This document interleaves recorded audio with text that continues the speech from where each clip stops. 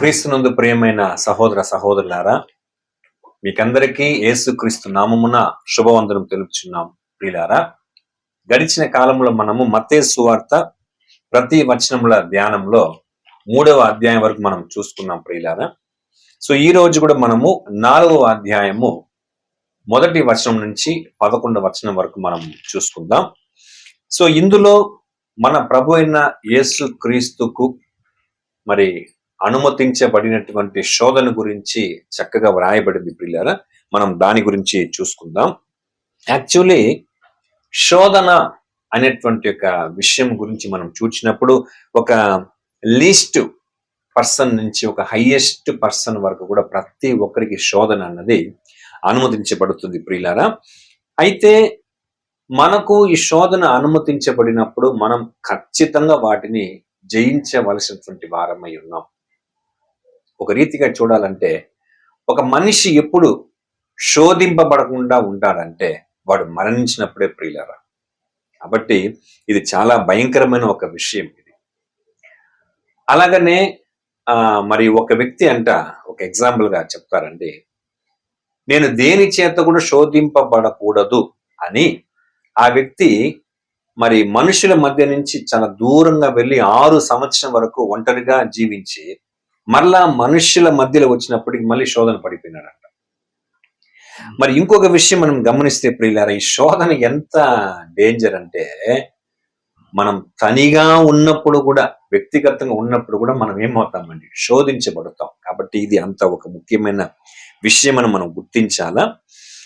ఆ రీతిగా మరి మనకు శోధన అనుమతించబడిన దేవుడు ఒక గొప్ప మాట చెప్పాడు. 1 కొరింథీ 10:13 మనకు అందరికి తెలుసు. మనం శోధింపబడినా కూడా మనుషులకు ఎంతవరకైతే దానిని భరించుకుంటారో దానికి మించి దేవుడు ఏం చేయడు, మనల్ని శోధింపబడినీయుడు. అఫ్ కోర్స్ శోధనతో పాటు దాన్ని తప్పించుకునేటువంటి యొక్క పరిష్కార మార్గం కూడా దేవుడు ఏం చేసేవాడు, మనకు ఇచ్చేవాడుగా ఉన్నాడనే విషయం మనం గుర్తించాలా.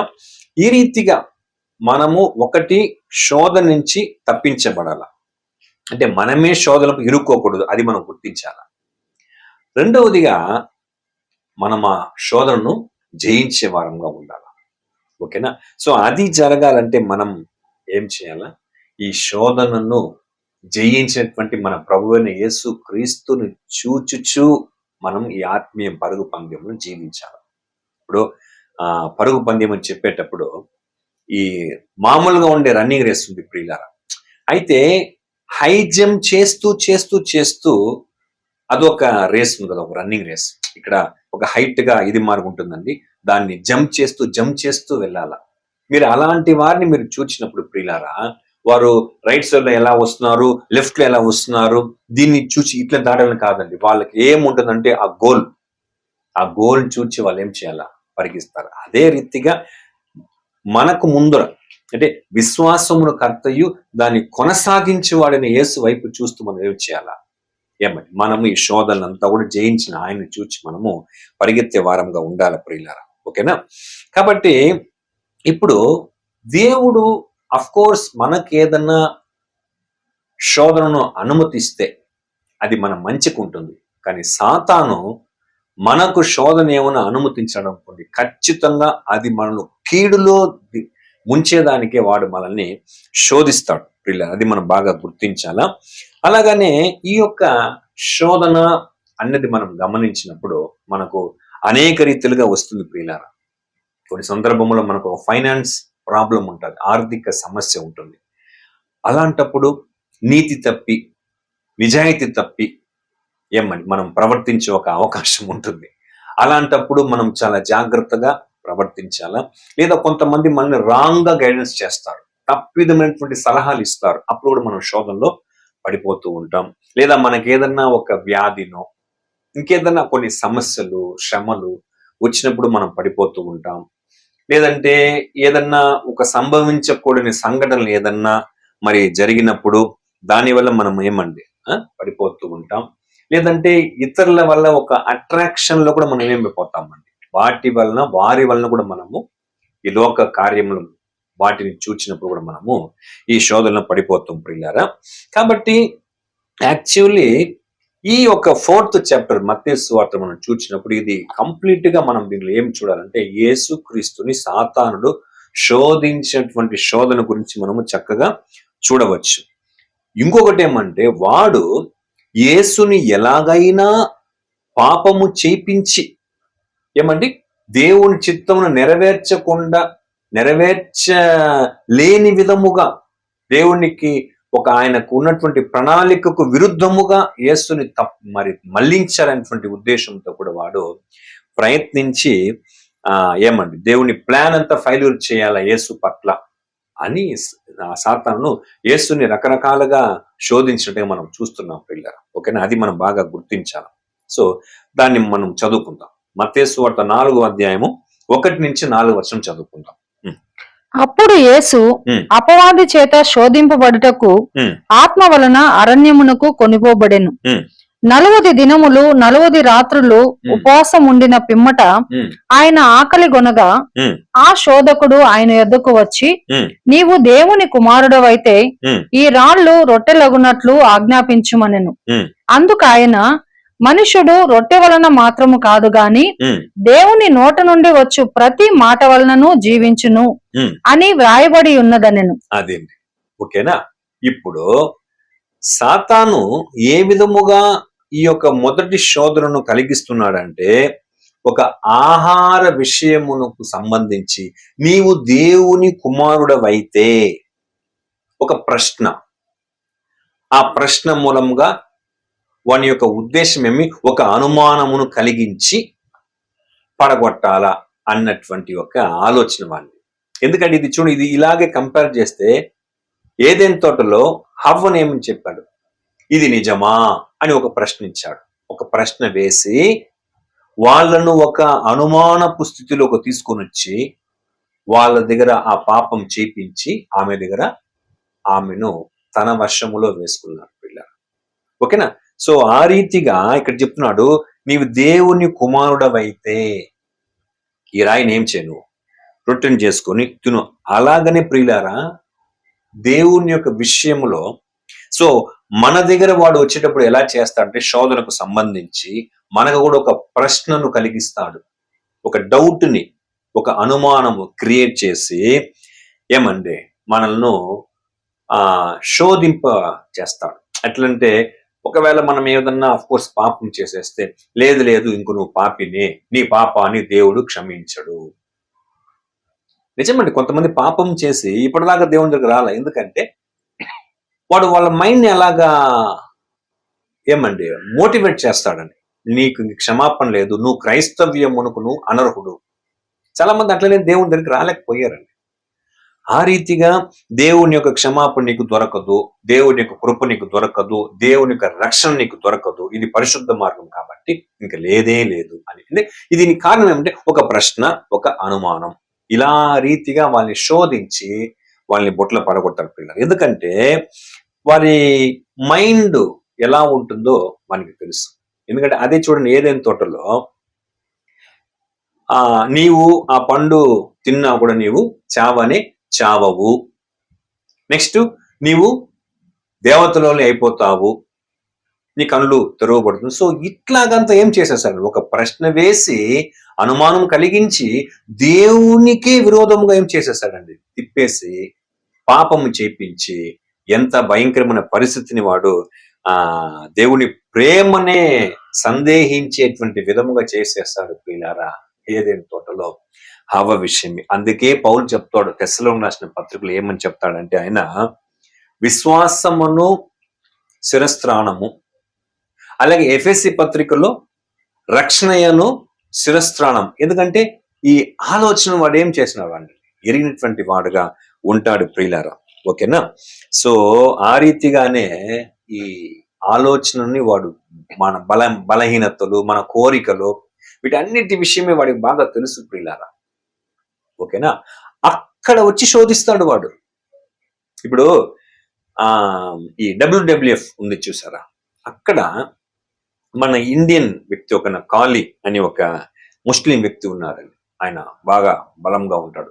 మిగతా వారంతా ఎక్కువగా రిస్క్ తీసుకోడు. ఆయన ఏం చేస్తాడు, సింపుల్ గా ఈ 2 చేతులు ఆ అవతల వ్యక్తి తలనిట పట్టేస్తాడు పిల్లరా. తలను పట్టి అట్టే అదుముతాడు, అంతే. మిగతా వారంతా అట్టగొట్టి వాడిని ఊతికి ఆరేసినట్టుగా ఆరేస్తారు. ఈయన అవన్నీ రిస్క్ చేయడు, ఒట్టి తల మాత్రం పెట్టేస్తాడండి. ఒక మనిషికి అంత టాలెంట్, అంత బలం ఉన్నప్పుడు పిల్లరా, సాతానుడు 6000 సంవత్సరంగా లోకాన్ని మోసం చేసినటువంటి సాతానుడు మన ఆలోచనలను పట్ల వాడు ఎంతగా మనం శోధిస్తాడో అది మనం బాగా గుర్తించాలా. సో యేసుక్రీస్తు విషయం కూడా వాళ్ళు అలాగనే ప్రయోగం చేస్తాడండి.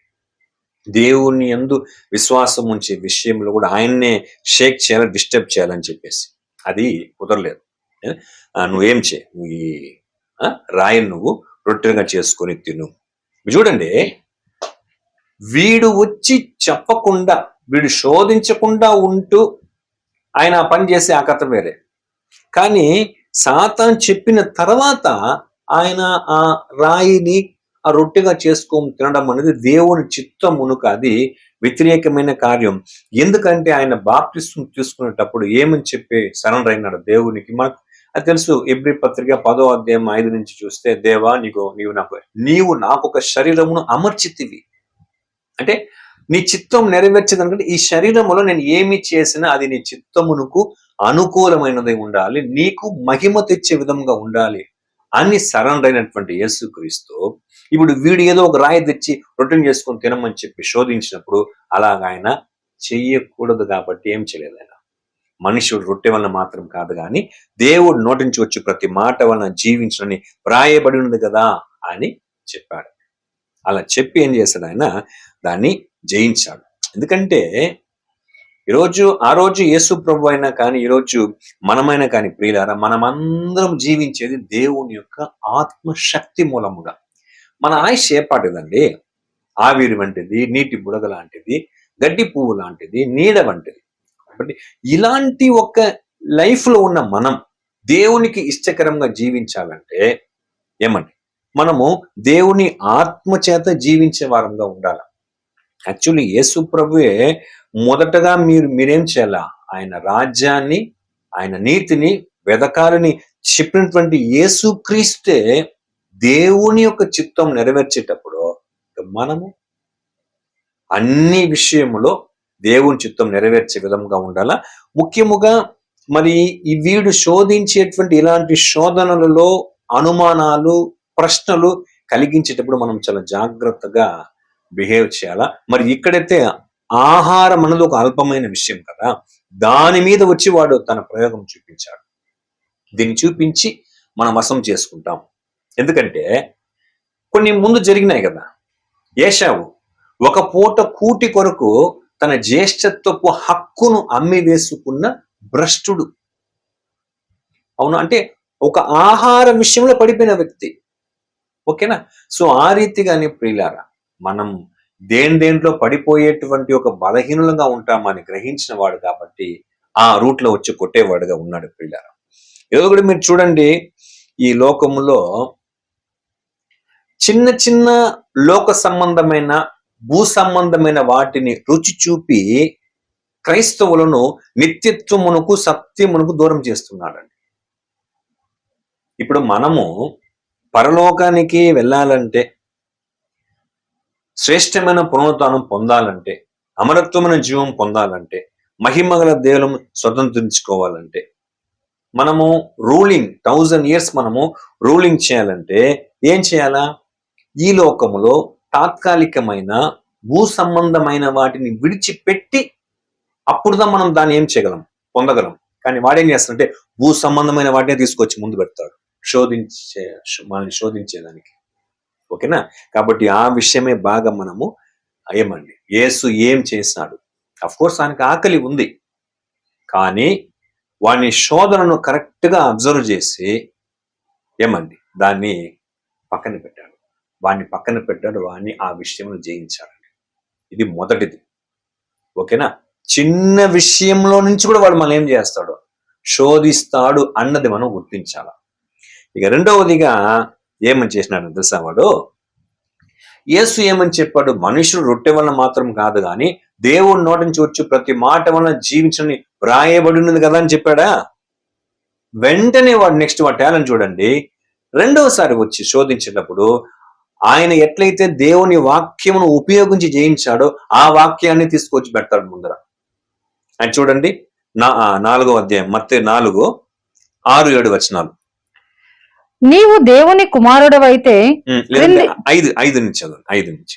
అంతటా అపవాది పరిశుద్ధ పట్టణమునకు ఆయన తీసుకొని పోయి దేవాలయ శిఖరమున ఆయనను నిలువబెట్టి, నీవు దేవుని కుమారుడవైతే క్రిందకి దుముకుము, ఆయన నిన్ను గూర్చి తన దూతలకు ఆజ్ఞాపించును, నీ పాదం ఎప్పుడైనను రాతికి తగలకుండా వారు నిన్ను చేతులతో ఎత్తికొందురు అని రాయబడి ఉన్నదని ఆయనతో చెప్పెను. చూసారా, యేసు ఫస్ట్ శోధన జయించడానికి వాక్యాన్ని ముందు పెడితే వీడు అలాగనే వాక్యాన్ని తీసుకొచ్చి పెట్టి ఏం చేస్తున్నాడు? యేసుక్రీస్తుని శోధిస్తున్నాడు ప్రియులారా. ఓకేనా? సో ఇది ఎలాంటిదంటే ఒక అహంభావమైనటువంటి పాపమును చేసేదానికి పురికొల్పుతున్నాడు. ఏమది? దేవుడిని శోధించేదానికి. దేవుడిని శోధించడం చాలా భయంకరమైన విషయం. అది యేసుని దేవుని శోధించేదానికి పురికొల్పుతున్నాడు ప్రియులారా. చూడండి, మీరు ఇది ఇలాగే పెట్టుకొని కీర్తనలు 19వ అధ్యాయం 13వ వచనం చదవండి. కీర్తనలు 19:13. దురభిమాన పాపములలో పడకుండా నీ సేవకుని ఆపుము, వాటిని నన్ను ఏలనీయకుము, అప్పుడు నేను యథార్థవంతుడనై అధిక ద్రోహము చేయకుండా నిందారహితుడనగుదును. పాపములు చాలా రకాలు ఉన్నాయి. దురభిమాన పాపములు. ఇక్కడ అలాంటి పాపం చేసేదానికి యేసుని ఏం చేస్తున్నాడు? నువ్వు దేవునినే శోధించే విధముగా చెయ్యి అని చెప్పేసి ఇండైరెక్ట్ గా ఒక వచనాన్ని తీసుకొచ్చి వేరే విధముగా లోపల చేర్చి చేస్తున్నాడు ప్రియులారా. ఓకేనా? ఇది ఒక అహంభావమైనటువంటి దురభిమానమైనటువంటి పాపం శోధన. ఎలాగంటే ఒక సంఘటన జరిగిందండి. ఒక పాము ఒక ముళ్ళ పొదల్లో వెళ్ళి చిక్కుకునింది. అప్పుడు ఆ పామును ఏం చేశాడు? ఒక వ్యక్తి వెళ్ళి దాన్ని కాపాడి దానికి ఎక్కడంతా గాయం పడిందో అక్కడికంతా మందు పూసి వైద్యం చేస్తా ఉంటే ఆ వ్యక్తిని కాటేసింది. అదే ఏమని చెప్తారు, ఒక ఎగ్జాంపుల్ చెప్తారు. నేను నీకు మంచి కథ చేశాను, నువ్వు ఎందుకు వచ్చావంటే నేను పాముని నీకు తెలియదా అంటే నా స్వాభావిక సిద్ధం ఏమే, నేను కాటేస్తాను. అలాగా కొన్ని విషయంలో మనమే ఏం కాకూడదండి. వాటికి అటువంటి విషయానికి మనము అవకాశం ఇవ్వకూడదు. యేసుని అట్లా ఇరికించేదానికి వీడు వచ్చాడు. అలాగని ఇప్పుడు చూడండి, ఒక పాస్టర్ ఏం చేశాడంటే ఒక పామును మెడ మీద వేసుకొని సువార్త ప్రకటిస్తా ఉన్నాడు. ఎందుకంటే మార్కు సువార్త 16వ అధ్యాయం ఉంది కదా, అలాంటివి ఏవి కూడా మీకు ఏ హాని ఇచ్చేది కాటేసింది. యాక్చువల్లీ అది మార్కు సువార్త మనం గమనిస్తే 16వ అధ్యాయంలో 9 నుంచి 20 వచనం వరకు చేర్చబడిన వచనం. ఒరిజినల్ ఆ వచనం లేదండి. సో ఇలాంటి విధముగా సైతాన్ ఏం చేస్తాడు తెలుసా ప్రియులారా? మనిషిని శోధించే విధముగా చేస్తాడు ప్రియులారా. ఓకేనా? ఆ రీతిగా ఇక్కడ యేసుని ఏం చెప్తున్నాడు? నువ్వు అక్కడి నుంచి కిందకు దుముకుము. ఏమంటే యాక్చువల్లీ ఆ ప్లేస్ నుంచి ఆ టెంపుల్లో ఒక సైడ్ నుంచి కింద వచ్చే దగ్గర 400 అడుగుల కంటే పెద్ద లోతు ఉండేదంట అక్కడ. అక్కడి నుంచి నువ్వు పడిపోతే అక్కడ చెప్పబడింది కదా కీర్తన గ్రంథం 91వ అధ్యాయంలో, దూతలు వచ్చి నీ పాదంలో రాయి తగలకుండా ఎత్తి పట్టుకుంటారు. కాబట్టి అలా ఉంది, కాబట్టి నువ్వు పడిపో అంటే అట్లాగా పడిపోతే ఏమని అది దేవుణ్ణి శోధించినట్టు కదా. ఓకేనా? సో అలాంటి విషయం కూడా వాడు ఏం చేస్తాడంటే దారి తీస్తాడు. యేసు ఏం చేసిన దానిని కూడా పసిగట్టి దాన్ని జయించాడు. ఓకేనా? తర్వాత 3వది చూడండి, 8 నుంచి 7 ఏం చెప్తాడు? ప్రభువైన దేవుడిని నీవు శోధింపవలదని మరి ఒక చోట వ్రాయబడిందని వానితో చెప్పాను. నెక్స్ట్ 8 నుంచి మరలా అపవాది మిగుల ఎత్తైన ఒక కొండ మీదకి ఆయనను తోడుకొని పోయి ఈ లోక రాజ్యములన్నింటినీ వాటి మహిమను ఆయనకు చూపి, నీవు సాగిలపడి నాకు నమస్కారము చేసిన ఎడల వీటినన్నిటినీ నీకిచ్చదనని ఆయనతో చెప్పగా, యేసు వానితో, సాతానా పొమ్ము, ప్రభు అయిన నీ దేవునికి మ్రొక్కి ఆయనను మాత్రము సేవింపవలనని రాయబడి ఉన్నదనెను. ఇప్పుడు లోక రాజ్య మహిమంతా చూపించాడంటే అప్పుడు ఉన్నదంతా రోమన్ ఎంపైర్. వాడు ఏ రీతిగా అంతా చూపించాడో మనకు తెలియదు ప్రియులారా. యాక్చువల్లీ ఏమండి, దగ్గర దగ్గర ఒక 20 సంవత్సరం కంటే ముందు నుంచి జీసస్ అని ఒక పిక్చర్ ఉంది. అక్కడ చక్కగా ఈ శోధన చూపించినప్పుడు అక్కడ ఒక ఒక ఒక ఏమండి ఒక ఇమాజినేషన్ మార్గం ఉంటుందండి. లోక రాజ్య మహిమంతా, అలాగని అప్పటిదాకా ప్రపంచంలో ఏమేమంతా ఉందో అవన్నిటిని కూడా ప్రభువు చూపించి ఏం చేస్తున్నాడండి, నువ్వు నాకు నాకు సాష్టాంగ పడితే లోక రాజ్య మహిమంతా నేనేం చేస్తాను, నీకు ఇస్తాను. యాక్చువల్లీ వీడిచ్చేది ఏమండి, దేవాది దేవుడే తన కుమారునికి ఆయనే సమస్తమైనటువంటి ప్రభావం ఇచ్చి నేను నిన్నేం చేస్తాను, మహిమపరుస్తాను. బైబిల్లో వాక్యం ఉంది కదా. కీర్తన గ్రంథము 2వ అధ్యాయము 8వ వచనం చూడండి, ఏముంది అక్కడ.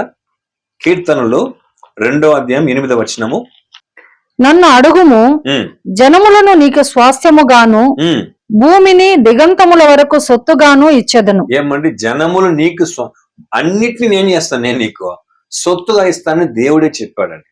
కానీ ఆ మహిమను యేసు ఎలా పొందుకోవాలా, ఏ రీతిగా ఏ మెథడ్ లో పొందుకోవాలా అంటే, అందరి కొరకు యేసు ఏమవ్వాలండి, బలిగాను అర్పణంగాను అర్పించబడి ఆయన అనేకమైన శ్రమలు, హింసలు, నిందలు, అవమానం పొంది ఆయన శిలువ మరణం పొంది ఆయన పునరుత్థానుడై ఆయన ఏమండి మరలా 3వ దినమున దేవుని చేత లేపబడి ఆయన తండ్రి చెంతకు వెళ్ళినప్పుడు దేవుడు అన్నిటికీ ఒక గొప్ప ఆశీర్వాదం, ఉన్నతమైన గొప్ప నామం ఇస్తాడు. అన్ని స్వాస్థ్యాన్ని ఏం చేస్తాడండి, యేసుక్రీస్తుకి ఇచ్చేవాడు ఉన్నాడండి. అయితే ఆ మెథడ్ ఎలాంటిది, సిలువ, కష్టం, ఉపద్రవం, శ్రమ. కానీ వీడు చెప్పడం ఏమంటే, సింపుల్ గా నీకు ఏ విధమైనటువంటి కష్టమే లేకుండా జస్ట్ నువ్వు నాకేం చేయి, సాష్టాంగపడి నమస్కారం చేస్తే, నన్ను ఒక బాస్ గా నువ్వు అంగీకరిస్తే నేను నీకు ఈజీగా నీకు ఇచ్చేస్తాను అనేసి అన్నాడు పిల్లారా. ఓకేనా. ఎలాగైతే అక్కడ ఏమండి ఏదైనా తోటలో చేస్తాడు కదా, హవ్వకి చెమటగా సింపుల్ గా నీవు పండు తింటే చావవు, ఇంకా బదులుగా చెప్పను నువ్వేమవుతావు, నువ్వు దేవతల వల్లే అయిపోతావు అని చెప్పేసి సింపుల్ గా చెప్పాడు కదా. అలాగనే యేసు కూడా ఏం రిస్క్ ఏం వద్దు, నాకు సాష్టాంగ పడితే చాలు. ఓకేనా. నిజంగా ఈ రోజులో మీరు గమనించండి, వీడు ఏ రీతిగా యేసును 3వసారి శోధించినాడు. ఈ రోజు కూడా చాలా మంది క్రైస్తవులను కూడా చాలా మంది అలాగనే శోధిస్తున్నాడు, ఏమరుస్తున్నాడు. సింపుల్ గా easy blessings, earthly blessings, healings, ఏమంటే ఐశ్వర్యవంతులు చేసేస్తాను, గొప్ప చేసేస్తాను, పట్టిన మట్టి అంతా బంగారమే. ఎంతో మందిని అలాగనే వాడు వంచిస్తూ శోధిస్తున్నాడు.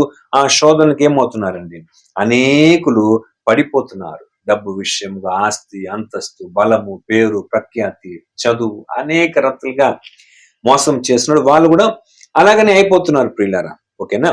కాబట్టి మనం ఒక విషయం బాగా గ్రహించాలా, ఇటువంటి ఒక టెంప్టేషన్ లో, ఈ శోధనలో మనం ఏమి చూడాలంటే ప్రియులారా, తాత్కాలికమైనటువంటి అక్కర్లను మనము దేవుని వలన పొందేదు కాదు, కానీ వాటిని మనం విడిచిపెట్టి ఏమని అంటే తాత్కాలికమైన వాటి కొరకు దేవుని కూడా విడిచిపెట్టే, ఈ లోక సంబంధమైనటువంటి ఈ ఈ మంచి ఎడ్యుకేషను, లేకపోతే మంచి జాబు, అంటే తాత్కాలికమైన వాటి మీదనే గురిపెట్టే విధంగానే వాడేం చేస్తున్నాడు, వాళ్ళని మోసం చేసేస్తున్నాడు. ఇలాంటివన్నీ కూడా మనం బాగా గ్రహించాలా. రెండవదిగా పాపము చేసే విధముగా, ఆ 2వ శోధన అదే చేస్తాడు, నువ్వు దేవుని శోధింపజేసే విధముగా, పాపం చేసే విధముగా కూడా అనేకులు ఏం చేస్తున్నాడు, వాడు త్రిప్పేస్తున్నాడు. 3వదిగా ఏమండి, ఓన్ అంబిషన్ నెరవేర్చేదానికి, నువ్వు దేవుని చిత్తానికి వ్యతిరేకంగా కూడా ఏమైపో, నువ్వు సొంత మహిమను పొందేదానికి. యేసుని ఎట్లయితే శోధించినాడు అలాగానే అనేకులు ఈరోజు శోధిస్తున్నాడు, అనేకులు అలాగనే పడిపోతున్నారు కదా ప్రియులారా. అందుకే యేసు చెప్పాడు, మొదట ఏం చేయను, దేవుని రాజ్యాన్ని, దేవుని నీతిని వెదుకు, ఖచ్చితంగా నీకు ఏదేది ఎప్పుడెప్పుడు కావాలనో అది నీకు ఇచ్చేవాడుగా ఉంటాడని చెప్తున్నాడు కదా. అదిదా మనకు అందరికి తెలిసిన విషయమే. ఇక్కడ యేసుని ఎలాగైతే వాడు శోధించినాడో అదే రకంగా సంఘాన్ని కూడా శోధిస్తాడు వాడు. ఓకేనా. యేసు ప్రభు ఎలా చెప్తాడు, నన్నే శోధించినప్పుడు మిమ్మల్ని కూడా ఏం చేస్తుంది, లోకము ద్వేషిస్తారు, నన్ను ద్వేషించిన లోకం మిమ్మల్ని ద్వేషిస్తారు అన్నట్టుగానే యేసుని శోధించినటువంటి ఆ సైతాన్ ఏం చేస్తాడు, అందరిని అలాగనే శోధిస్తాడు. ఇదే ఈ మూడు దేని గురించి చక్కగా ఉంది చూడండి. యోహాన్ రాసిన మొదటి పత్రిక 2వ అధ్యాయము 15-17 వరకు. 1 యోహాను 2:15-17 వరకు. ఈ లోకమునైనను లోకములో ఉన్న వాటినైనను ప్రేమింపకుడి. ఎవడైనను లోకమును ప్రేమించిన ఎడల తండ్రి ప్రేమ వానిలో నుండదు. లోకములో ఉన్నదంతయు అనగా శరీరాశయు, నేత్రాశయు, జీవపు డంబమును తండ్రి వలన పుట్టినవి కావు, అవి లోక సంబంధమైనవే. చూసారా, అదిదా యేసుని శోధించింది. మొదటిది శరీరాశయు, రాయిని తీసుకొచ్చి రొట్టెలుగా చేసుకొని తిను అన్నాడు. శరీరానికి ఒక ఆశను పుట్టించి యేసు అక్కడ జయించినాడు. లోకం నుంచి మనకు వచ్చేది అదే. రెండవది నేత్రాశయు. ఓకేనా. తర్వాత జీవపు డంబమును. ఇప్పుడు అక్కడి నుంచి ఏం చెప్పినాడు, నువ్వు పైనుంచి కిందకు దుంకే అంటే, ఇప్పుడు ఆయన అక్కడి నుంచి ఒకవేళ కింద పడిపోతే, నేను దేవుని కుమారుడు కదా, నేను కింద పడిపోతే ఖచ్చితంగా దేవుడు తన దూత నాకు పంపిస్తాడు అన్నది ఆయన్ని శోధించినప్పుడు ఆటోమేటిక్గా ఒక గర్వం అనేది వచ్చేస్తుంది. చూసినారా, అది డంబం. ఇక మూడవదిగా ఏం చేస్తారండి, నేత్రాశ. లోక మహిమంతా చూపించి ఏం చేస్తారు, యేసుని ఎలాగైనా శోధించి జయం పొందాలనుకున్నాడు. కానీ యేసు ప్రభు దానికి ఏమాత్రము లోబడలేదు ప్రియులారా. ఓకేనా. సో ఇది ఎప్పుడైతే ఈ 3 శోధన అయిపోయిందో వెంటనే వాడు ఆయన్ని విడిచి కొంతకాలం విడిచి వెళ్ళిపోయిన తర్వాత దూతలు ఏం చేస్తారు తెలుసా, ఆయనకు ఆహారం అరేంజ్ చేశారు. ఓకేనా. అది బాగా మనం గమనించాలి ప్రియులారా. ఓకేనా. సో దేవుడు తన బిడ్డలకు ఏ సమయంలో ఏది కావాలో అది ఇచ్చేవాడు. ఓకేనా. ఆ రీతిగా ఈయన ఎప్పుడైతే దాన్ని ఆయన జయించినాడో వెంటనే దేవుని యొక్క సహాయం ఏమైందండి, యేసుక్రీస్తుకి దేవుని నుంచి వచ్చింది. ఇప్పుడు మనం ఆలోచించేస్తే ప్రియులారా, జనరల్ గా ఇలాంటి ఒక టెంప్టేషన్ మనకు ఎక్కువగా వస్తుంది. మనం పడిపోతున్నామా, పడకుండా దాన్ని జయిస్తూ చక్కగా మనము జీవిస్తున్నామా అనే విషయం మనం గుర్తించాల. ఎందుకంటే ఇప్పుడు మనము క్రైస్తవం ఉన్నాం ప్రియులారా, కానీ ఇదే సాతాను క్రైస్తవులు కాకమునుపు దేవుని జనాంగమైన ఇజ్రాయేలీలకు ఇదే విధమైనటువంటి శోధనను పెట్టి వాడిని శోధించి వాడిని పడగొట్టేస్తాడు. అది మనం చూస్తే కొరింథీయులకు రాసిన మొదటి పత్రిక 10వ అధ్యాయము 1-11 దాకా చాలా క్లియర్ గా ఉంది ప్రియులారా. ఈ 3 శోధనలు అక్కడ వాళ్ళని శోధించడానికి పడిపోయినారు వాళ్ళు. కొరింథీయులకు రాసిన మొదటి పత్రిక 10వ అధ్యాయము 1-6 దాకా చదవండి ఫస్ట్. సహోదరులారా, ఈ సంగతి మీకు తెలియకుండా నాకు ఇష్టము లేదు. అదేదనగా మన పితరులు అందరూ మేఘము కింద నుండిరి, వారందరూ సముద్రములో నడిచిపోయిరి.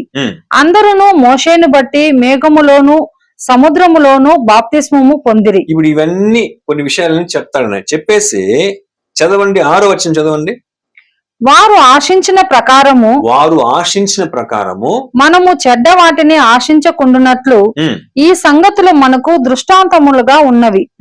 జనులు తినుటకును త్రాగుటకును కూర్చుండి ఆడుటకు లేచిరి అని వ్రాయబడినట్లు వారిలో కొందరి వలె మీరు విగ్రహారాధకులై ఉండకుడి. చూసారా, అక్కడ ఏమైనారండి, ఒక శోధనకు పడిపోయినారు. ఏమని, జనులు తినుటకును త్రాగుటకును కూర్చుండి ఆడుటకు లేచి. ఇదంతా ఏమండి, శరీర ఆశకు సంబంధించి పడిపోయారు పిల్లరా. మోషే ద్వారా నడిపించబడినటువంటి ఆ ప్రజల దగ్గర వీడు ఈ విధమైన శోధనను కలిగించాడు. వారందరూ ఆ శోధనకు పడిపోయారు. ఓకేనా. నెక్స్ట్ మనం ఏమంటే తినుటకును త్రాగుటకును ఆడుటకును లేచారంట. చూడండి, ఎఫెసీ పత్రిక 5వ అధ్యాయము 5వ వచనం ఏం చెప్తుంది చూడండి. ఎఫెసీ 5:5 వ్యభిచారి అయినను అపవిత్రుడైనను విగ్రహారాధికుడై ఉన్న లోబి అయినను క్రీస్తు యొక్కయు దేవుని యొక్కయు రాజ్యమునకు హక్కుదారుడు కాడను సంగతి మీకు నిశ్చయముగా తెలియను. కాబట్టి ఇవన్నీ కూడా ఒక శరీర ఆశ ప్రియులారా. ఓకేనా. వీటన్నిటిలో దాంట్లో అన్నిటిలో విగ్రహారాధకుని అంటే ఏమంటది విగ్రహారాధికుడై ఉన్న లోబి అయినను. అన్ని ఆశలు వీళ్ళకి అన్ని వచ్చేసిన పిల్లలు. ఓకేనా. సో ఆ రీతికి ఇవన్నీ కూడా ఒక రకమైనటువంటి శరీర ఆశ. ఓకేనా. రెండవదిగా 8వ వచనం, ఏది 1 కొరింథీ 10:8. మరియు ఉమ్, వారి వలె మనము వ్యభిచరించక యుందము. ఉమ్, వారిలో కొందరు వ్యభిచరించినందున ఉమ్, ఒక్క దినముననే 23,000 మంది కూలిరి. ఉమ్. చూసారా, రెండవది ఏమండి వ్యభిచారము. ఓకేనా. తర్వాత మూడవది 9వ వచనం. మనము ఉమ్, ప్రభువును శోధింపక యుందము. ఉమ్, వారిలో కొందరు శోధించి ఉమ్, సర్పము వలన నశించిరి. ఉమ్. మీరు ఇప్పుడు ఇక్కడ మనం గమనిస్తే ప్రియులారా, యేసు ప్రభుని ఏమైతే అక్కడ శోధించినాడో, యోహాను రాసిన మొదటి పత్రికలో మనకు ఏమైతే శోధన వస్తుందని చెప్పాడో, ఆల్రెడీ ఈ శరీరాశ, నేత్రాశ, జీవపు డంబము, ఇవన్నీ కూడా ఏమైపోయిందండి, ఆల్రెడీ ఇజ్రాయెల్ని వాడు ఆల్రెడీ శోధించినాడు. అనేకులు ఏమైపోయినారు, దాంట్లో వాళ్ళు పూర్తిగా పడిపోయినారు ప్రియులారా. ఓకేనా. చూడండి, కొరింథీయులకు రాసిన మొదటి పత్రిక 6వ అధ్యాయము 18వ వచనం. 1 కొరింథీ 6:18. జారత్వమునకు దూరముగా పారిపోవుడి. ఉమ్, మనుష్యుడు చేయు ప్రతి పాపమును ఉమ్, దేహమునకు వెలుపల ఉన్నది గాని ఉమ్, జారత్వం చేయువాడు ఉమ్, తన సొంత శరీరమునకు ఉమ్. హానికరముగా పాపము చేయుచున్నాడు. చూసారా. సో అన్ని పాపాలన్నీ ఆల్రెడీ ఇజ్రాయెల్లో వచ్చేసింది పిల్లరా. అది మాత్రం కాదు, ఇక్కడ చెప్తాను చూడండి, 1 కొరింథీ 10:9 వారిలో కొందరు శోధించి సర్పము వలన నశించిరి. యేసు ప్రభుని ఏమని చెప్పాడు అక్కడ, నువ్వు పైనుంచి కిందకు దుమికే, దూతులు వచ్చి నీ పాదము రాయికి తగలకుండా వచ్చి తిప్పకుండా, అక్కడ చెప్తాడు నీవు ప్రభువుని ఏం చేయకూడదు, నువ్వు శోధింపకూడదు రాయబడింది కదా అని అంటాడు కదా. అంటే దేవుణ్ణి ఈయన శోధించేదానికి యేసు ప్రభు అవకాశం ఇవ్వాల. అలాగానే ఇవన్నీ కూడా ఏం చేస్తారంటే ప్రియులారా, ఈ ఇజ్రాయేలు ఆ అరణ్యాత్రలో ఆ 3 విషయంలో కూడా పడిపోయినారు ప్రియులారా. ఇప్పుడు వీళ్ళు పడిపోయినారు కదా, అలాగనే మనం గమనిస్తే ఏమండి, అదే శోధన మనకుంది. ఎందుకంటే యాక్చువల్ అదే చెప్తాడు 11వ వచనంలో, ఈ సంగతులు దృష్టాంతములుగా వారికి సంభవించి యుగాంతమందున్న మనకు బుద్ధి కలుగొట్టకై వ్రాయబడిను. ఓకేనా. సో వాళ్ళు పడిపోయినారు వాళ్ళు. కానీ మనం పడకుండా ఉండాలంటే ఈ శోధనంతా యేసుకు అనుమతించినాడే సైతాను. ఆ యేసు దీన్ని ఎలాగ జయించాడు అది మనం చూడాలి ప్రియుల. అందుకే చక్కగా పౌలు చెప్తాడు చూడండి, హెబ్రీ పత్రిక 4వ అధ్యాయము 15వ వచనం. హెబ్రీ 4:15. మన ప్రధాన యాజకుడు మన బలహీనతల యందు మనతో సహానుభవము లేనివాడు కాడు గాని సమస్త విషయములలోనూ మన వలనే శోధింపబడినను ఆయన పాపము లేనివాడుగా ఉండెను. చూసారా, ఆయన బాప్తిసం తీసుకొని ఆయన ఆ 40 రాత్రి 40 పగళ్ళు ఆయన ఉపవాసం ఉండి ఆయన శోధించబడినా కూడా పాపము లేనివాడుగా ఉన్నాడు ప్రియులారా. చూడండి ముందు వచనం 14వ వచనం. ఆకాశ మండలము గుండా వెళ్ళిన దేవుని కుమారుడైన యేసు అను గొప్ప ప్రధాన యాజకుడు మనకు ఉన్నాడు కనుక మనము ఒప్పుకొనిన దానిని గట్టిగా చేపట్టుదాము. కాబట్టి ఏమండి, సో మనకు ముందర ఒక వ్యక్తి, జయించిన వ్యక్తి ఉన్నాడు పిల్లల. అదిదా మనం ఈ 3 శోధనలు కూడా మన యేసు ప్రభుని గురించి మనము చక్కగా మనము ధ్యానం చేయొచ్చు. ఎందుకంటే చూడండి, ఆయనలాగా మనం కూడా జయించాల. అందుకే మరి చూస్తే ప్రకటన గ్రంథం 7 సంఘం రాసేటప్పుడు 7 సార్లు జయించువాని చెప్తా ఉంటాడు యేసుక్రీస్తు. ఎందుకంటే మనకు అనుమతించబడిన శోధనలో మనం జయించకపోతే అది మనల్ని జయించేస్తుంది. మనం దానికేమవుతామంటే బానిసలమైపోతాం. చక్కగా పేతురు చెప్తాడు చూడండి, 2 పేతురు 2:19. తామే భ్రష్టత్వమునకు దాసులై ఉండియు అట్టి వారికి స్వాతంత్రము ఇత్తుమని చెప్పుదురు. ఒకడు దేని వలన జయింపబడునో దానికి దాసుడగును గదా. ఒకడు దేని వలన జయింపబడునో. ఓకేనా. ఇప్పుడు అఫ్ కోర్స్ యేసుక్రీస్తు సాతాను దగ్గర ఏమండి ఓడిపోయి ఉంటే వాడేం చేస్తుంటాడు, యేసుక్రీస్తుని జయించేస్తుంటాడు. యేసు ఆయనకు దాసుడైపోయి ఉంటాడు. అక్కడ హవ్వ అయినట్టు ఇంకా బైబిల్ ఎంతో మంది అయిపోయినట్టు. కానీ యేసు శోధనను జయించాడు, శోధకుని జయించాడు. అలాగని మనము దేని చేతనైనా మనం జయించబడ్డామా దానికి దాసులం. శోధకుని అపవాది చేత మనం జయించబడినామా మనం వానికి దాసులు. కాబట్టి శోధన అన్న విషయంలో మనం చాలా జాగ్రత్త కలిగినటువంటి వారమై ఉండాలి ప్రియులారా. ఎందుకంటే యేసుక్రీస్తు ఆయనకు అనుమతించబడినటువంటి ఒక శోధనలో ఆయన జయించుకుంటూ వచ్చాడు కాబట్టి చివరి వరకు ఆయన పాపమే చేయలేదండి. ఓకేనా? సో ఆయన మరణం యొక్క అధిపతిని కూడా ఏం చేస్తాడు? బలం గలవాడిన అపవాదం కూడా ఏం చేస్తాడు? ఆయన చక్కగా జయించాడు. సో మనం కూడా అలాగనే ఏం చేయాలండి? చూడండి, దీనివల్ల మనకు వచ్చే ప్రాఫిట్ ఏమంటే, మనకు అనుమతించబడిన ప్రతి శోధన మనం జయిస్తూ జయిస్తూ జయిస్తూ జయిస్తూ జయిస్తూ ఒక రోజు మనం మరణిస్తేనే మనం కూడా ఏమండి ఆ మహిమ గల పునరుత్థానం మనము పొందగలిగినటువంటి ఒక అవకాశం ఉంటుంది ప్రియులారా. కాబట్టి మనము ఈ శోధన అన్న విషయాన్ని మనం చాలా ఈజీగా తీసుకోకూడదు. ఓకేనా? ఎందుకంటే అదిదా మన విజయానికి ఒక ముఖ్యమైనటువంటి కారణం అని కూడా మనం గుర్తించాలి ప్రియులారా.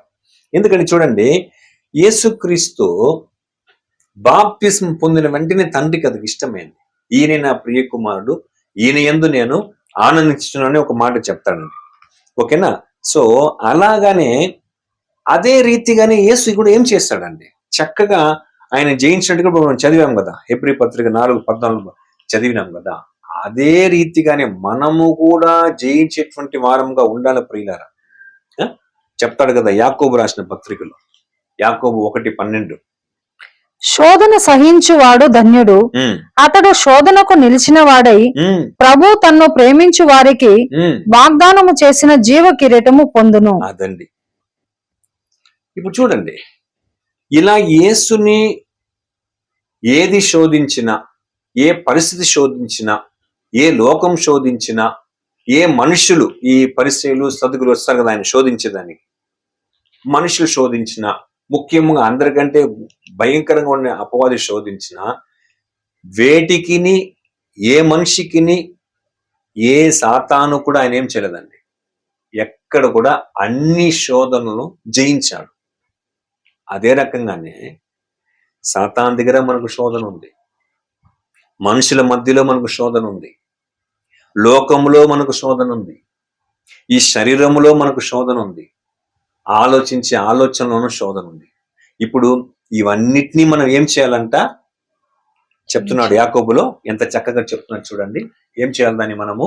శోధన సహించువాడు ధన్యుడు, అతడు శోధనకు నిలిచిన వాడై ప్రభు తన్ను ప్రేమించు వారికి వాగ్దానము చేసిన జీవ కిరీటము పొందును. చూసారా ఏమండి? ఈ శోధనను జయించేది, సహించేది, జయించేది, శోధకుని జయించేది అన్నది ఏదండి? ఎంత దాని యొక్క రిజల్ట్ ఎంత గొప్పగా ఉందంటే, ఏం పొందుకుంటాం మనము? దేవుడు మనకు వాగ్దానము చేసిన జీవ కిరీటము మనం పొందుకుంటాం ప్రియులారా. ఎందుకంటే అప్పుడు మీరు ఇది ఎంత సీరియస్ గా తీసుకుంటే, ప్రతిరోజు మనం శోధింపబడక ఉండలేము. ఏదో ఒక రీతిగా శోధించబడతానే ఉంటాం. కొన్ని సందర్భంలో మనమే వెళ్ళి శోధన పడిపోతూ ఉంటాం. కాబట్టి ఇది చాలా సీరియస్ గా తీసుకోవాల్సినటువంటి యొక్క పాఠము. అపవాది లోకముల వాళ్ళ దగ్గరికి వెళ్ళేదానికంటే ఎక్కువగా మన దగ్గరనే వస్తాడు.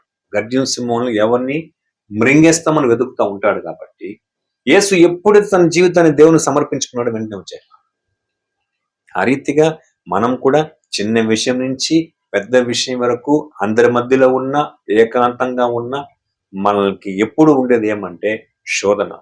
దేవుడు శోధిస్తే అది మంచి కొరకు, సాతాను శోధిస్తే అది కీడు కొరకు. కాబట్టి యేసు ఎలాగైతే జయించాడో ఆ రీతిగా మనం కూడా మనం మరణం వరకు ఎన్ని రకమైన శోధన వస్తుందో వాటన్నిటిని కూడా మనము జయించినట్లుగా తండ్రి అయిన దేవుడు మనకందరికీ సహాయం చేయను గాక. దేవుడి చిత్తమైతే మరి ఇదే 4వ అధ్యాయం మత్తయి సువార్తలో 4వ అధ్యాయంలో మిగిలిన విషయం మనము రాబోయే భాగంలో ధ్యానం చేసుకుందాం. ఈ వాక్యాన్ని ఎంతో ఓపికతో ధ్యానించి మీకు అందరికీ ప్రభు నామమున